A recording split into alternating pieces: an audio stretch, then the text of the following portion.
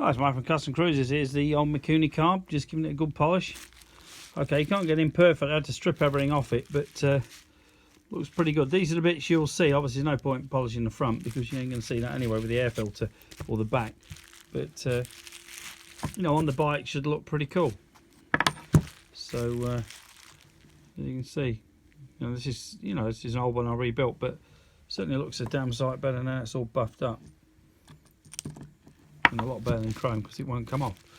Okay, if you're interested in any Mikuni carburetors, give us a bell, 01773 835 666. Alternatively, customcruisers.com or .eu.